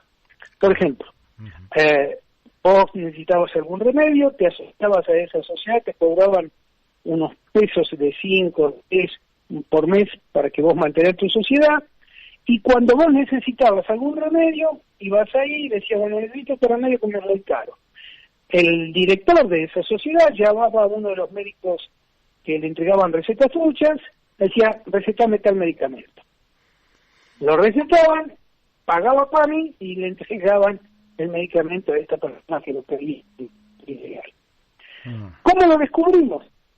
Bueno, porque fue un afiliado de PAMI a comprar unos medicamentos en una receta firmado por otro médico que no era el de cabecera, y el farmacéutico le dice, escúcheme, pero aquí la verdad es que usted ya cumplió con el tope de 5 medicamentos. El afiliado dice, no, eso es imposible, yo no he comprado en este mes. No, sí, mira, aquí está. El afiliado se va a quejar a PAMI, acá está la otra pata de la estafa. El papi le dice, sí, vamos a investigarlo, vamos a averiguarlo, pero foldeaban esa investigación y no la investigaban. El afiliado quería comprar los remedios y otra vez le habían hecho ese jugado, entonces como una relación en el interior, a veces las relaciones son más estrechas entre fiscales y ciudadanos de a pie. Claro. Hizo la denuncia en una fiscalía y se empezó a hacer la investigación. Y vimos con toda la red, el empleado de PAMI, los médicos, más de 10, incluso las farmacias, que cuando van a vender sus remedios le tienen que pedir el carnet de afiliado de PAMI, y en realidad vendían esos remedios sin necesidad de presentar el carnet. Claro. Estamos hablando de una estafa millonaria. Con medicamentos, nada menos. Sí, con la plata del Estado, ¿no? Sí, claro. Y bueno, a raíz de eso y otras investigaciones, porque eso es una causa penal que tenía ya bastantes años, pero a raíz de esa investigación se han despertado otras en muchas partes del país que están en trámites ahora, estoy hablando más de 10 o 12 provincias, justamente con la venta ilegal de medicamentos y sobre todo con las tiritas esas que se venden para la diabetes, para medir la diabetes. La farmacia es el nudo de estas estafas y muchas veces uno puede pensar de que esa negligencia es por hacer un favor, para no pedirle el carnet. A todos nos molestan que nos pidan el carnet de afiliado, pero es imprescindible porque es la manera de poder garantizar el patrimonio de una obra social que es nuestra, ¿no? Ahora, ¿y qué penalidades cargan estos médicos y estos farmacéuticos y estos empleados del PAMI? Bueno, a ver, las penas, como se tratan personas que no tienen ningún tipo de antecedentes, claro, y nosotros eso lo sabemos porque, como dicen ahí los porteños, le hacemos tocar el pianito, ¿no? Es decir, tomamos las impresiones digitales, pedimos informes al registro de incidencias y no tienen antecedentes, entonces generalmente si es condena, la pena es de 3 años de prisión en suspenso. Pero pueden perder su matrícula, ¿no? Bueno, eso te iba a decir. ¿Qué es lo malo de esto, Mario? Y que el colegio médico no le inicia un juicio para que pierda la matrícula, para suspenderla, o por lo menos para iniciar la investigación. Muchos de estos médicos, como han pasado tantos años, se han hecho una carrera y un renombre, y por lo tanto el colegio médico no le inicia un tribunal de ética para saber por qué están en estas cuestiones. Bueno, eso desalienta, ¿no? Porque uno dice, pucha, algún tipo, lógicamente que también es cierto que si vos tenés un médico con altas capacidades, nadie lo quiere perder. Es un valor utilitario de la sociedad que nadie quiere desprenderse de alguien que realmente se ha formado como médico, tiene un don, tiene algo para aportarle a la sociedad, pero algún tipo de penalidad debería tener o de reparación para con la sociedad debería tener ese médico, aunque fuera de manera patrimonial. Bueno, de hecho, en el marco de la causa penal en caso de condena, se le embarga, ya tienen embargados sus bienes por varios millones, ¿no? Ajá. Pero como consecuencia de la causa penal, si logramos hacer, porque todavía no lo pudimos hacer totalmente, si logramos hacer la evaluación económica de toda la estafa, el monto que surge se actualiza valores por la tasa de inflación y se le cobra por todo ese daño, ¿no? Ajá, bien. Pasemos a otro caso que tiene que ver con la Cámara Federal de Tucumán y que vos decís que confirmó el procesamiento por el delito de lavado de dinero proveniente del narcotráfico a una banda de Santiago del Estero. ¿Por qué no nos contás un poquito también este caso, que es muy interesante? Porque siempre se dice que si un Estado quiere combatir el narcotráfico, lo primero que tiene que hacer es ver por dónde se lava el dinero del narcotráfico, ¿verdad?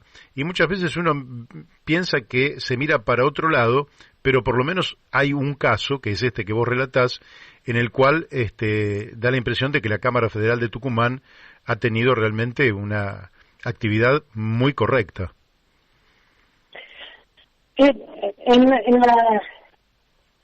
¿Cómo decirlo? Pero en el imaginario colectivo, cada vez que hablamos de lavado de dinero, siempre imaginamos grandes transferencias de bancos internacionales, pasando por Isla Caimán, llevándola a no sé qué paraíso fiscal.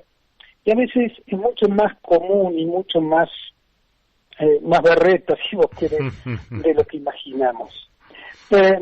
Nosotros estamos haciendo un control a la inversa de toda la movilidad, de todos los autos, de lo que transita por nuestra provincia y por Santiago del Estero, que está dentro de mi jurisdicción, porque sospechábamos de hace ya bastantes años de que el dinero ingresaba en sólido contante a Bolivia a través de dólares que eran llevados encubiertos dentro de algunos, para diferenciarlo de las mulas, que son las que traen la droga, a esto le decimos camellos. Uh-huh. ¿No? Entonces, estos camellos cargaban sus camionetas en doble fondo con billetes de $100, que en algunos casos, como este que vos me contás, suman unos $100,000 y algunos millones más de pesos. En otros hemos descubierto cantidades mucho mayores, pero en atención a este doble control, es decir, no solamente controlamos los autos que vienen del norte hacia el sur buscando la droga, sino también controlamos los autos que vienen del sur hacia el norte. Claro. Lo que yo te pasé es un antecedente, pero el inmediato anterior, que fue 4 o 5 meses antes, incluso encontramos barras de oro transportándose por el amigo, norte. Barras de oro.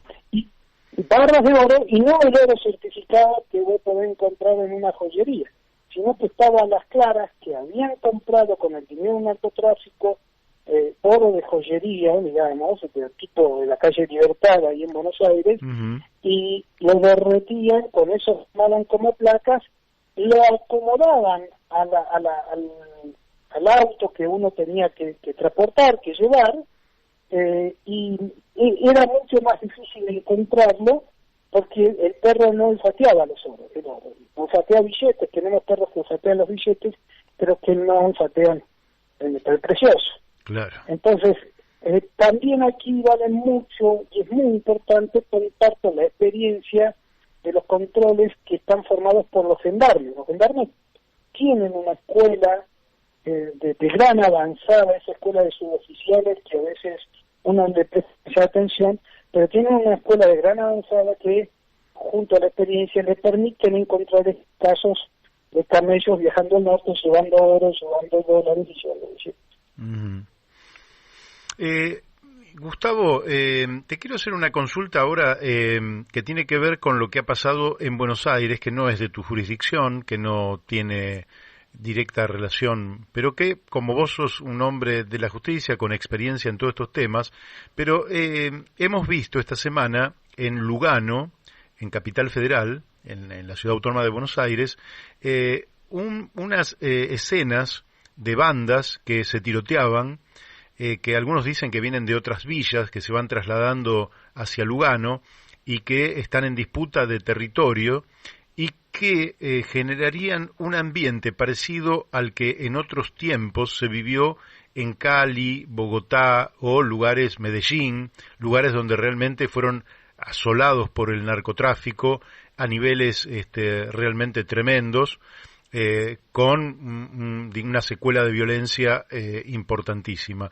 ¿Vos considerás que en la Argentina hay riesgo equivalente como para que estos sectores vayan teniendo territorios liberados y puedan realmente constituirse en un peligro de aquella magnitud, o pensás que es un narcotráfico de menor envergadura, de menor desarrollo y organización, y que en definitiva va a poder ser controlado, no digo totalmente eliminado, pero sí controlado por las fuerzas de seguridad? ¿Cómo lo ves eso? Nosotros siempre corremos detrás al narcotráfico, ¿no? Cuando el narcotráfico organiza algo, lo pone en funcionamiento, recién nosotros nos enteramos a los 2 o 3 años. Procedimientos como el que viste vos ahí en Villa Lugano, nosotros lo conocemos como procedimiento de saturación.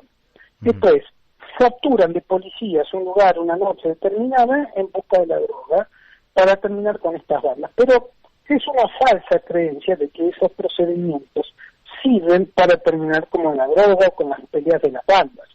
Porque en los hechos lo que ocurre es que se llena de policías, porque salieron algunos videos por la televisión o las cosas por el estilo, se satura de policías, se saca la droga. Es cierto que para que al momento que llega la policía ya no hay nadie de los lugares narcos que estén pidiendo ahí.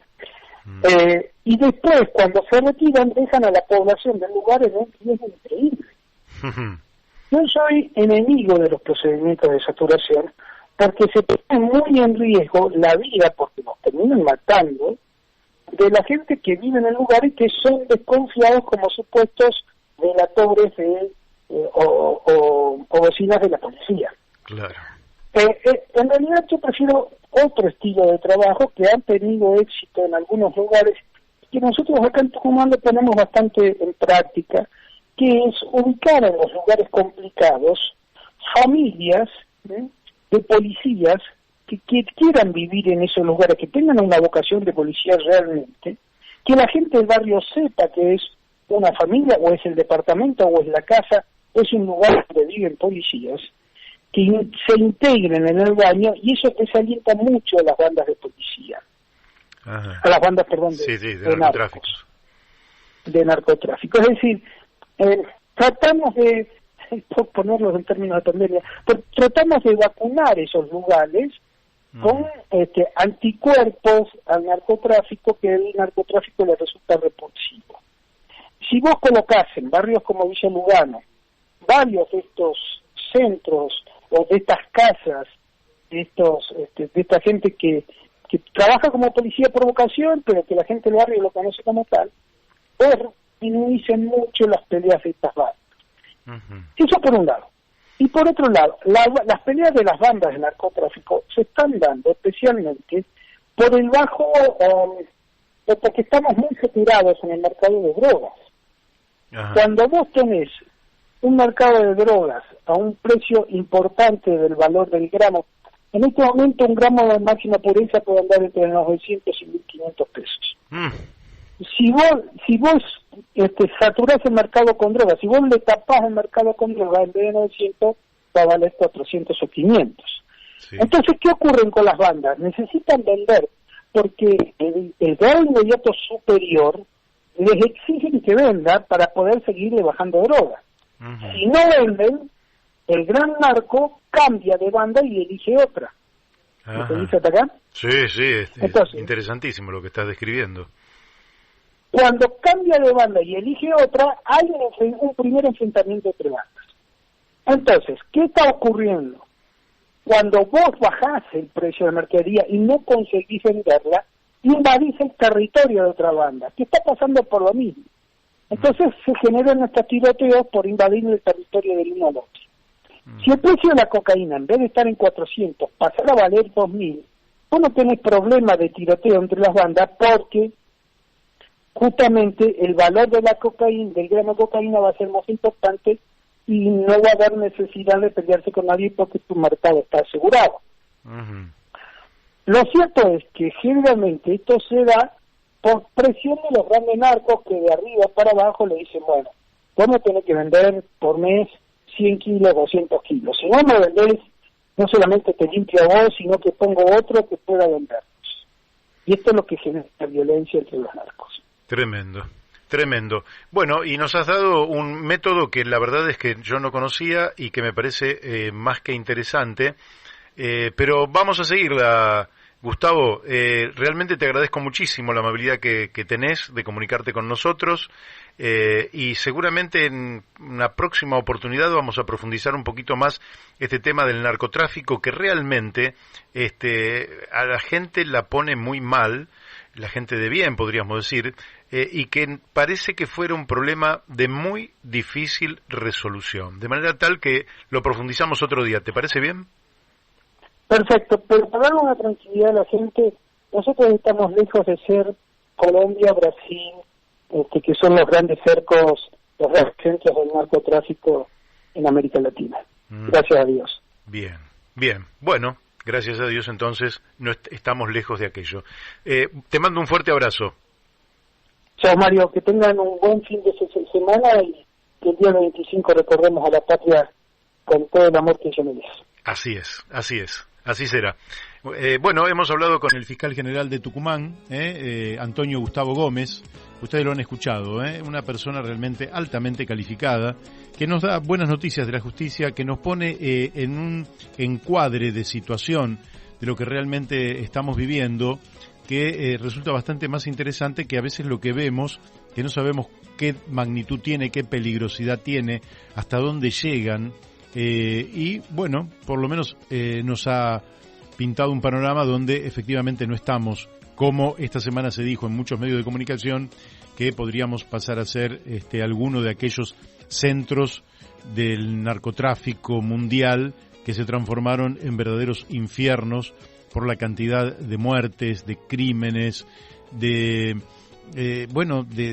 las motos, como ustedes lo habrán visto incluso en películas, como se han dado en Ciudad de Dios, creo que es la película brasileña, o hay otra película colombiana, que en todas ellas vemos realmente cómo se descompone la sociedad, cómo se degrada la sociedad, y cómo una sociedad sin brújula, sin destino, sin horizonte, termina en un consumo irracional de drogas y en una disputa irracional donde la violencia y la muerte se transforma en el gran motivador para la vida. Y otro fiscal me dijo hace no demasiado tiempo, que en Colombia decían los chicos: prefiero vivir 4 años como un rey que 40 como un buey. Laura, estamos de nuevo en contacto. Hola, ¿me escuchás ahora? Sí, yo te escucho ahora perfecto. Bueno, se había cortado, creo.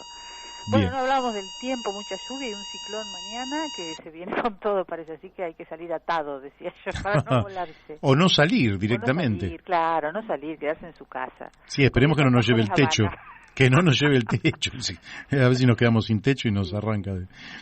Laura, acá hoy había una pregunta que va en el flyer y pregunto si es cierto que el alfajor, ese nuevo alfajor de Habana, contiene glifosinato de amonio altamente tóxico. ¿Es cierto eso?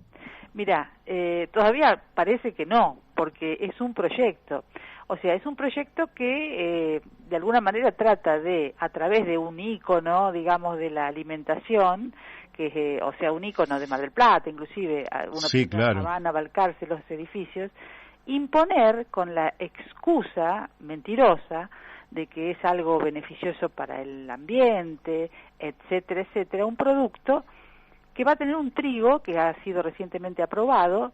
Fíjate vos lo que ni Macri se animó a hacerlo, hace esta gestión del progresismo del Frente de Todos, que es el trigo genéticamente modificado, resistente, tolerante, más que resistente a la sequía, con esa excusa, pero en realidad lo que trae este trigo y lo que les interesa más a la empresa no es tanto la resistencia a la sequía, sino la resistencia a otro agroquímico más, agrotóxico, y van cuantos, ¿no? Que se llama glufosinato de amonio, que es lo que le van a poner al trigo y lo que nos vamos a comer junto con, no solo con el alfajor Habana. Han buscado esa marca y ese referente como para tratar de imponerlo, y creo que les está saliendo el tiro por la culata. Claro. Porque la campaña que hay en contra y los memes que hay con el alfajor Habana, la gente directamente se va a cruzar a Balcarce o a Trasens, espero que no caigan también en este gran engaño de pensar que esto es sostenible. O sea, lo venden como algo así, como algo que está acorde con la protección al ambiente, etcétera. Y eso es una gran mentira, porque en realidad nada que tenga que ver con este tipo de producción que no es agroecológica le hace bien al ambiente. Ya sabemos lo que han generado estos paquetes tecnológicos de asociar semillas resistentes a herbicidas, por ejemplo el glifosato, ahora el glufosinato de amonio, para vender esos paquetes y que además de todo el desmonte y la destrucción que han hecho del ambiente y de los montes y de la selva y del bosque, han generado suelos pobres, sin nutrientes, prácticamente donde ni siquiera hay una erosión terrible porque quedan suelos totalmente expuestos y pelados, de esos colores amarronados donde no crece absolutamente nada porque no hay biodiversidad, es un suelo muerto. El INTA ya tiene trabajos publicados en relación a la pérdida de nutrientes en zonas donde eran altamente eran frecuentes la gran calidad la gran calidad de los suelos argentinos, que eso se ha perdido y se va en los barcos, se va con la soja o con el aceite de soja o la harina o con el trigo transgénico también, y queda en la Argentina un problema para aquel que o bien es propietario de la tierra o bien se la alquiló a estos pools de siembra. O sea, esto de ambientalmente sostenible no tiene nada. Ese es el primer punto. Uh-huh. Entonces, la gran excusa detrás del trigo transgénico, ¿qué tiene? Tiene genes, uno tolerante a la sequía. ¿De dónde lo sacan ese gen? Esto es lo interesante. Lo sacan del girasol, porque el girasol es naturalmente tolerante a la sequía. Entonces, encontraron ese gen, se asociaron el Estado a través de una universidad, la Universidad del Litoral, una bióloga molecular y también que trabaja en el CONICET, con el señor Sigman. Es el que hace un año habló de las vacunas y que todavía estamos esperando la vacuna de México. De AstraZeneca. Bueno, de AstraZeneca, exacto. Que además de tener intereses, y esto es después vamos a hablar en otro programa, creo que hablar de Sigman da para un programa, Mario, porque él tiene puestas fichas en todos lados, en los megaproyectos que vienen de China con los cerdos para vender vacunas, en la venta de vacunas contra el coronavirus, y a su vez, fíjate vos, propicia y defiende las megagranjas que tienen potencial pandémico. O sea, viste cómo va cerrando todo. Y ahora, con este emprendimiento, a través de Bioceres, y que nos quieren vender como que es sostenible y beneficioso para el medio ambiente. Hay distintos problemas con el trigo. Uno es que el trigo quizás era uno de los cultivos, como es un cultivo de invierno, que más, en invierno obviamente todos sabemos que hay menos hierbas llamadas malezas o que compiten por una cuestión de clima. Claro. Entonces, ahora vamos en una época donde se podía trabajar de otra manera, vamos a meterle también un agroquímico que es el glufosinato de amonio. Y lo peor que se va a hacer en un cultivo que está probado no solo por ensayos que ha hecho el INTA y están publicados, cualquiera que quiera ver los puede leer, sino también por alguien que hoy es funcionario de este gobierno en la Dirección de Agroecología. ¿Quién? El ingeniero Cerdá. Ajá. O sea, se han hecho ensayos que han probado que el trigo puede cultivarse perfectamente en forma agroecológica, ahorrando muchísimo dinero en los agroquímicos que se utilizan por lo general fungicidas o herbicidas, y también con rindes altos, mucho y mayores, porque si vos le descontás al rinde, que puede ser similar, todo lo que gastás en agroquímicos, que son precios en dólares, y muchos de ellos son importados, o sea, además se importan, salís ganando, además de ganar en salud, que es lo más importante de la producción agroecológica. ¿A qué atribuís que no haya una acción del Estado más decidida en la dirección en la que sus organismos y sus funcionarios están conscientes de que efectivamente habría que avanzar por un lado agroecológico, más saludable? ¿A qué atribuís que se dejan avasallar por intereses particulares, por empresas, por realmente sectores que, como decía Machado, mala gente que camina y va apestando la tierra, ¿no? Bueno, yo atribuyo a que hay dinero en el medio, hay lobbies operando todo el tiempo y hay cosas que no están a la vista, evidentemente, y que no la vamos a descubrir nunca, porque no, a veces es muy difícil llegar al quid de la cuestión, pero es evidente que acá en la Argentina el discurso de la patria es el otro, de la soberanía alimentaria o de la soberanía, como se usa mucho en boca del pseudo progresismo, el Instituto Patria, bueno, la verdad, con este tipo de medidas, cuando uno piensa realmente que están a expensas de lo que quieren las grandes corporaciones, entonces ahí se te cae todo el argumento. O sea, si esto lo hace el progresismo, fíjate que no se animó a hacerlo Macri, porque había también resistencia dentro de los productores locales. O sea, no era que esto venía, viste, con un moño el paquete. No, los propios, había muchos productores, organizaciones que representan a agricultores, etcétera, desde pequeños hasta grandes, que no querían saber nada, porque el trigo, el trigo es consumo interno, pero también se exporta, y los mercados afuera no lo quieren a este trigo. No lo quieren, porque la gente no consume, no les gusta consumir un producto, ya tienen que consumir productos que no son agroecológicos, además transgénicos. O sea, los propios que manejan grandes molinos, panificadoras, no quieren saber nada en el mundo. Y estamos a la expensas de Brasil, porque nuestro principal comprador es Brasil. Entonces, la única explicación de esta imposición, que lo hacen en pleno pico de pandemia. Fíjate vos que esto salió aprobado en octubre del año pasado, al principio, justo cuando fue el pico. ¿Y quién está en el ministerio ahora, que ya no es más agroindustria, ahora no sé qué nombre le pusieron, van cambiando los nombres?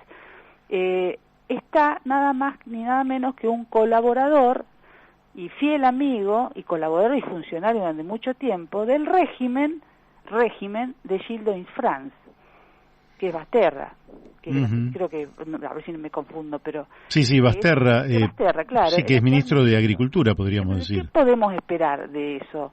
Pero Basterra tenía una impronta progresista allá en el norte. Mira, casualmente, no sé si escuchaste la primera parte cuando hablamos con Humberto Ramírez Arbo, que él trabaja justamente en Chaco y Formosa, y justamente lo criticaba porque no dice una sola palabra sobre este tema de la suspensión de por 30 días de la exportación, que es una medida lógicamente, como dice Humberto, improvisada, intempestiva, inconsulta, bueno, en fin, sin consecuencias más que las negativas, y el ministro no dijo nada, pero ese hombre, Basterra, traía antecedentes progresistas. ¿Qué es lo que pasa?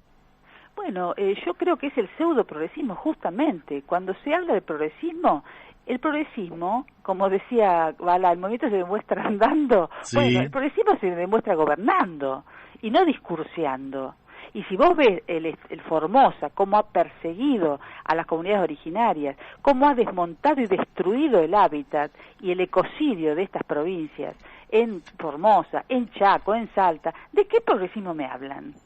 Entonces, no se ve por ningún lado el progresismo, es muy discursivo, pero en la práctica queda bastante para hablar, Mario, de este tema, porque ya estamos sobre la hora. Pero sí, me están reclamando acá el estudio porque ya viene la gente de Independiente Rey de Copas. Porque además, otro detalle interesante, fíjate, el trigo se puede contaminar, un cultivo no transgénico, que es lo mismo que pasó con la soja, hay una película que después la voy a recomendar en el próximo programa para que la vean. Un cultivo se puede contaminar. ¿Y quiénes son los contaminadores involuntarios? Los polinizadores. Claro. Si bien el trigo se autofecunda, hay una porción, un porcentaje alto que no se autofecunda y se puede contaminar. O sea, vos si empezás a cultivar este trigo, vas a contaminar el trigo no transgénico, claro, sin quererlo. Si vos tenés un trigo modificado y otro hace un trigo no modificado, y bueno, es lo más probable que un 15% de su producción se le contamine. Un horror. Laura, vamos a seguirla el viernes que viene con un poquito más de tiempo. ¿Qué te parece? Bueno, dale, Mario, dale, porque da para más. Después podemos hablar de Habana también, ¿eh? Bueno, vamos a hablar un poquito de Hugo Sigman, de Habana y un poquito más de este trigo. Exactamente. Dale, bueno, te mandamos un beso. Igualmente, chau, chau. Chau, chau. Bueno, hemos hablado con Laura Deriu. Ahora nos tenemos que ir, lamentablemente las 2 horas se han pasado. ¿Y quién viene? Viene el rey de copas, Independiente, con Oscar Algañarás. Los dejamos con ellos y nosotros nos volvemos a reencontrar el lunes a las 12 del mediodía, 24. Vamos a tener 2 invitados estelares, espectaculares, no se lo puede perder. Buen fin de semana, chau, hasta el lunes.